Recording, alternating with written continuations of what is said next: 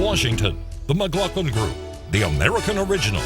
For over 3 decades, the sharpest minds, best sources, hardest talk.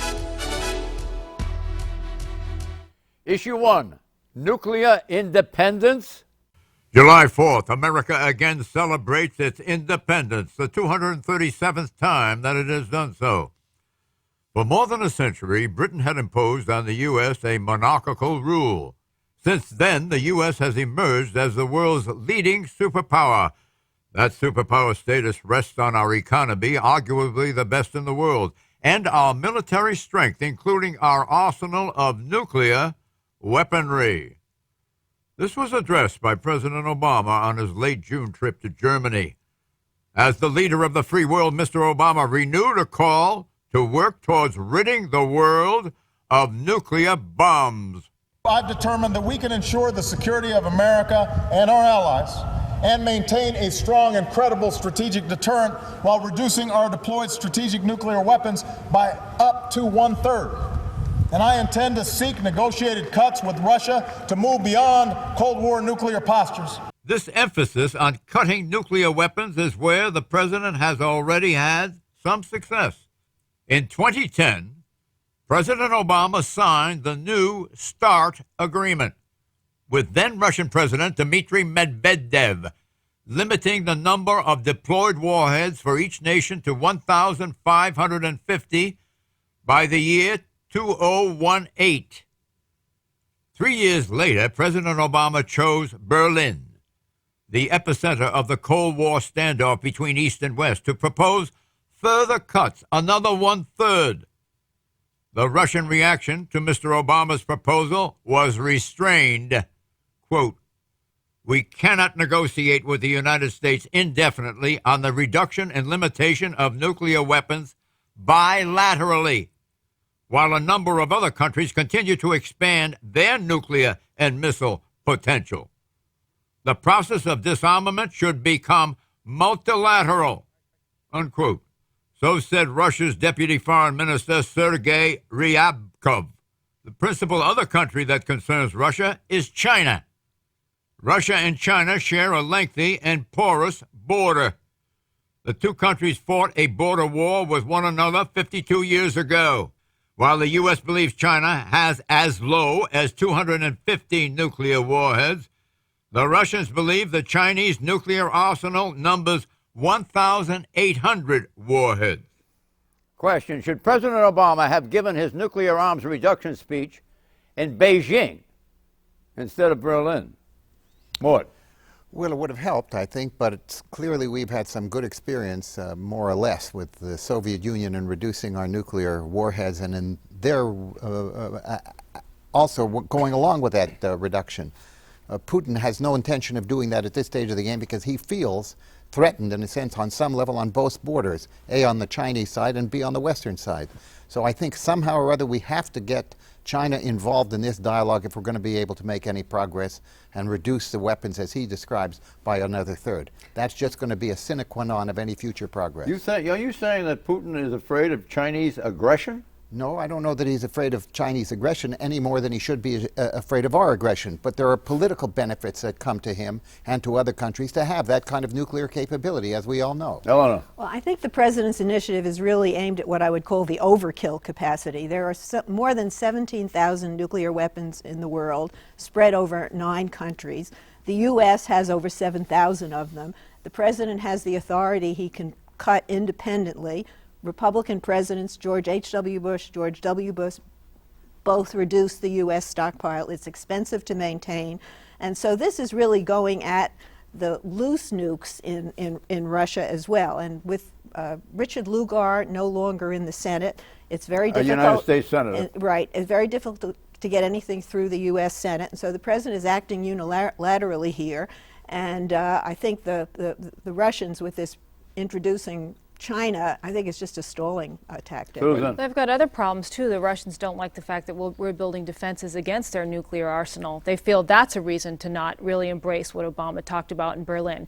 There's also the issue, I think rightfully, looking around the world, as Eleanor was saying, Pakistan, what's happening there, what's happening in other parts of the world, in North Korea. You know, you want to talk about reducing nuclear weapons. I think the idea of it having to include other countries is a smart one. Right, and not only is Lugar gone, but Senator John Kyle is also gone. He's the one that he's the Republican that pushed the START treaty through last time.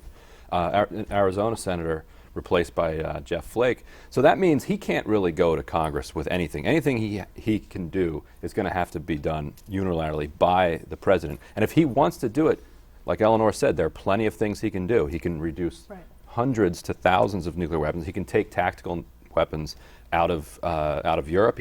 Do we really need 3 different ways to destroy the world? Maybe we could just go down to 2. On the other hand, right. This, and he has the backing of the military and the establishment, actually in both parties, former Republican leaders. I mean, it doesn't make sense to have all of these weapons lying around they're very expensive to maintain. I was at 60 or $70 million a year. It does give him political cover.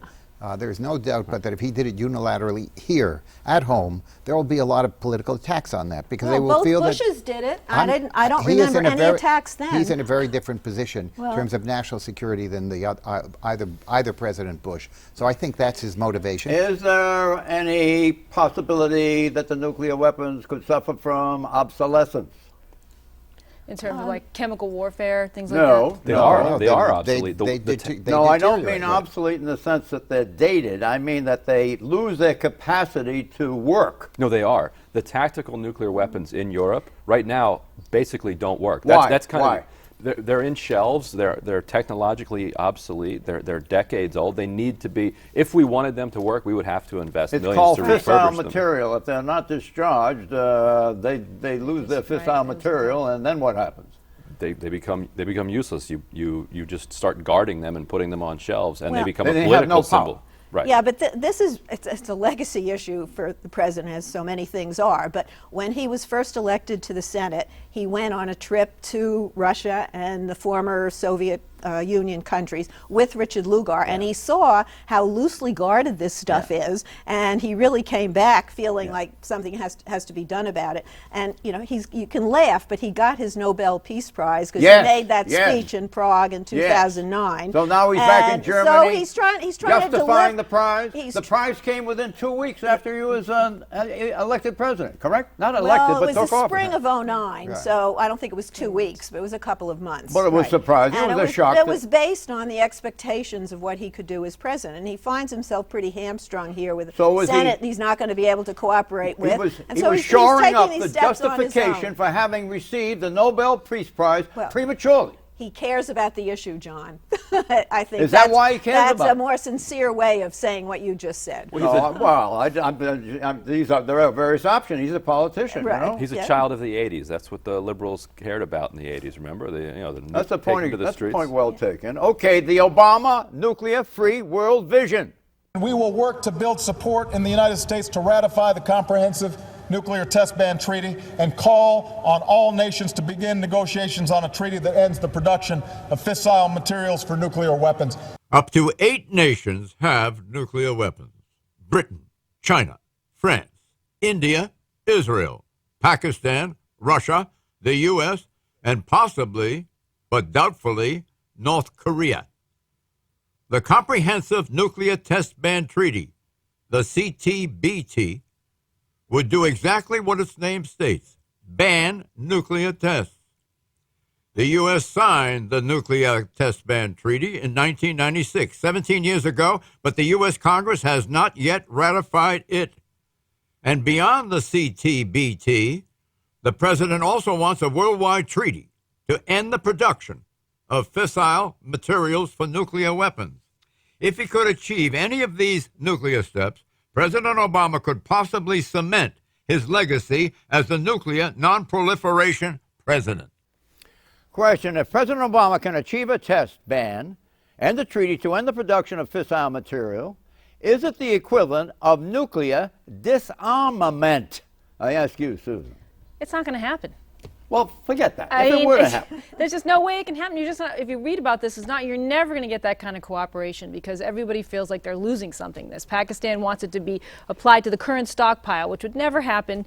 Otherwise, it's going to feel like it's left vulnerable. Each country has its own vulnerabilities when it comes to eliminating this, and I just don't see it going to happen. The Fissile Ban Treaty is still being negotiated, but the Comprehensive Test Ban Treaty was killed in the U.S. Senate when Clinton was president. We've had a moratorium anyway. We don't test. So it's basically we're respecting that treaty. And Republicans are not going to ratify it, and they're making a mistake because if a country can't test a weapon, they therefore can't have a weapon. And so it's good policy. Ryan, our nuclear weapons are old, and they're losing, or they've lost their fissile capability. The Chinese nuclear weapons are new. What does that tell you? Well, the good news, and this is a little macabre to call it good news, is that Macabre? you don't need. Oh, wait a minute. Macabre? You mean sad?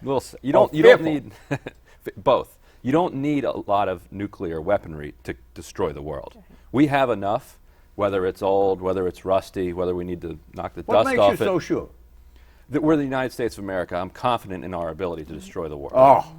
Oh, patriotism makes them sure. Well, look, the fact is we have when in doubt, become 1,500. patriotic. We have a lot of nuclear weapons in our arsenals, and they have a delivery capability. So we can do immense damage. You call it destruction, call it immense damage. The world would never be the same if we got into that kind of a war. That's what we're all trying to avoid. That's what Obama's trying to avoid, and rightly so. How many nuclear weapons would it take to make the world, the whole planet, an Armageddon? I would say it would be a there's a lot. few big It would be a lot less than 1,500. Exit question, Ellen. I'm cutting you off. Exit question: should President Obama reset his nuclear arms cut proposal from bilateral with the U.S. and Russia, acting alone, to multilateral involving all of the declared nuclear powers, including, possibly, improbably, North Korea? You follow me? I follow you. What do you think of the idea? I think you're not going very far, so I can follow you for the next 3 steps, John. Right. There's just no way that's going to happen. There's no political way that you can imagine this happening, however much this would be wonderful. Germany doesn't have them. No. Is it prohibited? I don't know whether it's Well, prohibited under their German own law. There's no doubt constitution that they wouldn't probably do it. limits how militarily they can get involved. What's the answer to my question? Get everybody on board. No. Politics and diplomacy is the art of the possible, and the excess weapons that we're talking about are in the U.S. and the former Soviet Union, and if you're going to start talking about denying other countries, limiting other countries' stockpiles, that's a whole other conversation. I think it would be probably dismissed on the basis of the improbability of getting the exactitude of examination to verify that they have, in fact. Didn't we encounter this once before with Russia? Yes, there's just no way that this is going to happen at this stage of the game. Certainly not in the case of China, for example. China's a power that is just resurging, okay? And they're just not going to give it up. That's period. Do you want to speak to that? Is that is that an impossible dream, what I just mentioned? Look at everybody gets in the act together? Look what we just talked about now. We talked about Russia and the United States, and they can't even, we're not even going to get the bilateral. It's too hard right now because everybody is feeling threatened, and so they need to keep their nuclear stockpile or growth. What would be wrong with Obama proposing the idea? Wouldn't that be wouldn't that be a contribution to his legacy? Look, let's all jump in the tank together. I'd say so, but American presidents hate to be left at the altar. It diminishes their power every time that they feel like it diminishes their power. I don't think it would, but he's not going to propose something until he thinks he'll get a yes, and like she said. Does the UN have any role to play here? It could. I mean, theoretically, that would be the way to handle these sorts of problems. But he's getting enough pushback for what he's put on the table. Let's see if he can get that. I think it's within reach. It's a great idea, but it's an impossible dream. Issue 2, obesity, the disease. Well, we know as obesity researchers that obesity is a disease, but the fact that the American Medical Association has recognized it will have tremendous impact on legislation in Washington, with insurance companies. It carries a lot of weight. The medical community is relieved by the recent ruling of the influential and prestigious AMA, the American Medical Association, that declared obesity a disease. The AMA represents more doctors than any other association. Here's their mid-June language, quote, Recognizing obesity as a disease will help change the way the medical community tackles this complex issue that affects approximately 1 in 3 Americans, unquote. Okay, that's over 78 million fat adult Americans. Who are these overweight people? Answer, a person who has a body mass index, BMI, of 30 or higher, compared to a normal BMI of 18.5 to 24.9. Memorize these stats. BMI, body mass index, does not measure body fat directly, but is a reliable method to determine body fatness, calculated from the ratio of a person's height to a person's weight.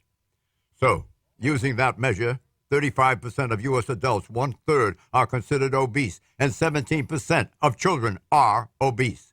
Obesity has long been associated with health risks, including heart disease, type 2 diabetes, stroke, and various cancers. By designating obesity a disease, the door is now open to insurance companies, enabling them to more accurately reimburse for health problems associated with obesity. This disease designation for obesity, by the way, reaches into addictions that are now treated as diseases, like alcoholism. The Obesity Action Coalition in Tampa says that the AMA designation, obesity is a disease, quote, puts obesity on the same path as treatments for addictions to alcohol or tobacco and mental health problems such as depression, unquote. So far, so good. But not everyone is happy with calling obesity a disease, or that 1/3 of the U.S. population is diseased. The NAA, F as in Frank, A, the National Association to Advance Fat Acceptance, spokeswoman Peggy Howell says this, quote, "We don't see ourselves as diseased. To label a whole segment of society as diseased without any knowledge of their health is unacceptable. It directly fuels discrimination," unquote. Question, what are the social costs of severe obesity, and what did you think of that lady's argument? I think her argument is the least of the problems here. If you're declaring it a disease, I think it's going to increase the price tag for Americans. You know, it's going to increase health insurance costs because we're going to be paying for lifestyle choices that lead to the disease, and it's also going to cost, you know, people can get on disability more easily using obesity as a cause, and that's going to really increase the cost of that, absolutely exploding cost of that program, which is already skyrocketing. And you know, on the one hand, if it's going to lead people to get more bariatric surgery, get more treatment to reduce it, bariatric surgery where you're getting a lap band or some kind of surgery to reduce your appetite and lose weight. A lot of people, it's becoming very popular, but it's not for everybody. That's becoming more of a thing to reduce obesity. If it's going to make people reduce their weight, then you can see something positive about it. But I just see it as another way to really explode the cost of health care for really what's become a lifestyle choice. I mean, people who smoke, are we going to call smoking a disease too? Look at the costs are exploding already. So she's made an excellent point here about bariatric surgery, but it's expensive, and insurance companies have been reluctant, I believe, to undertake the cost of bariatric surgery.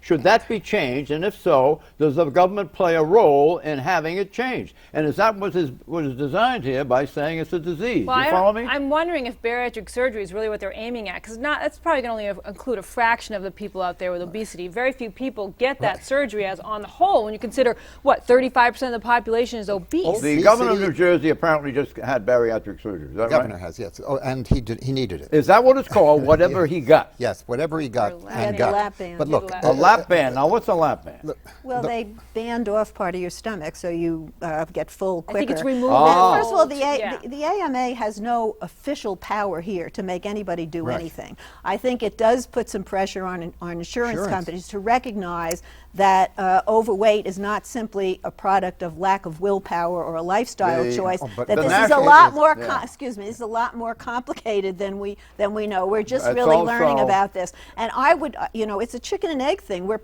the health care costs are exploding because of the health problems related with obesity, and so you want to treat them in order to reduce those weights. So I'm all for treating people seriously and taking this Well, condition What's the National seriously. Institute of Health, Mark? this- What's the this- National Institute of Health? Look, let me just say this. I forgot Can to I give respond you to just a figure here? $12,000 to $35,000 for the kind of surgery we were talking about. Right. And insurance It's huge. companies have been not seeing it, I believe. They do John, cover it is- some. They but do, this they is- do Some of it- cover some of it. Yes, they do. This is obesity has exploded over the last several decades. Why? Because lifestyles have changed. People eat more food. They eat a lot of junk food. They don't have as much exercise. They don't continue exercise. They don't walk to places. They get transported one way or another. So this is a change of lifestyle. It's not a disease. It's a change of lifestyle, and a lot of people yield to it. Okay? With Yield the to kind what? of The food- change? Yeah, no, damn right, a lot of people do that. A lot of people are eating the kinds of food that accumulate the calories in your body. Fat is what is actually the result of all of that. And Yeah, that, it but seems, I'm not satisfied with this because I think we're talking about stigma here. And the exit question focuses on that.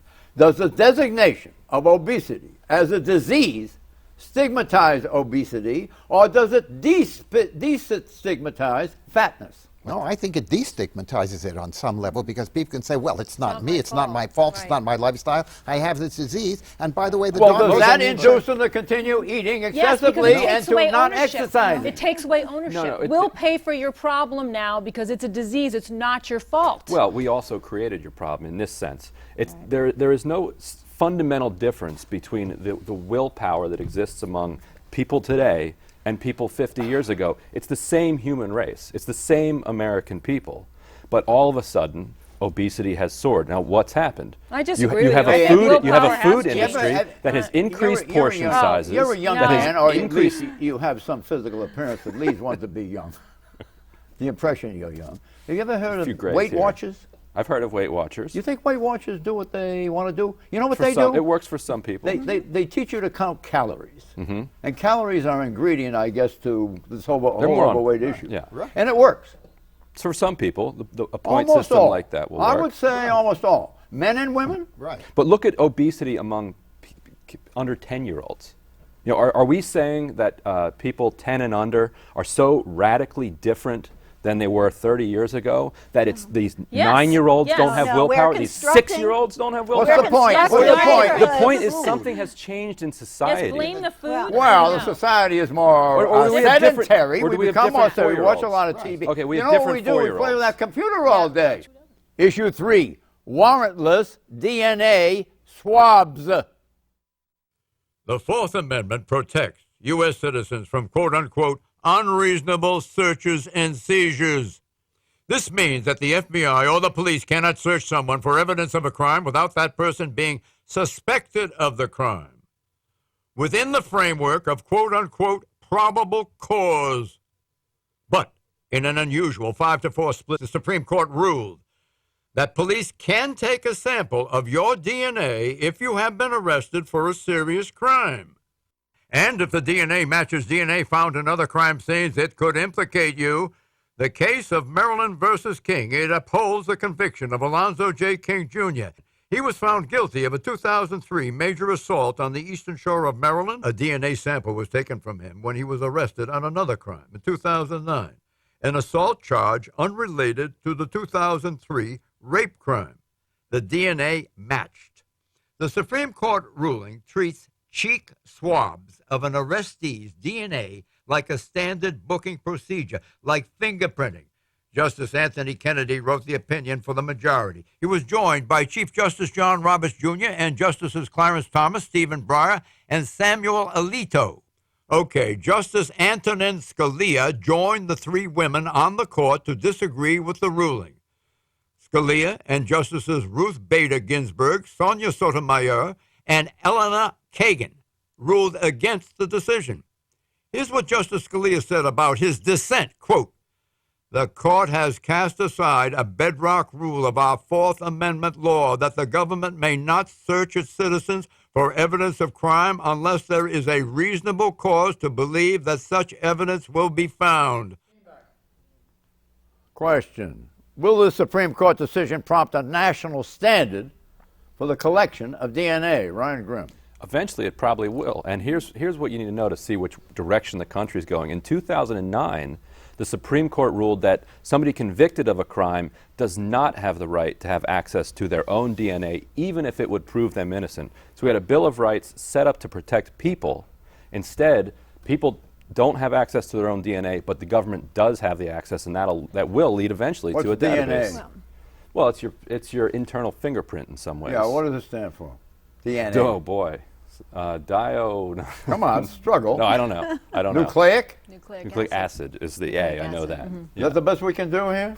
Looks like it. Does it give your whole genetic material, as does nothing else, and it should not be compared to a fingerprint, which is relatively primitive as compared to the detail that exists in the DNA that can be procured from a swabbing of a cheek. It can tell you all sorts of stuff. All Absolutely. sorts of stuff. Yeah.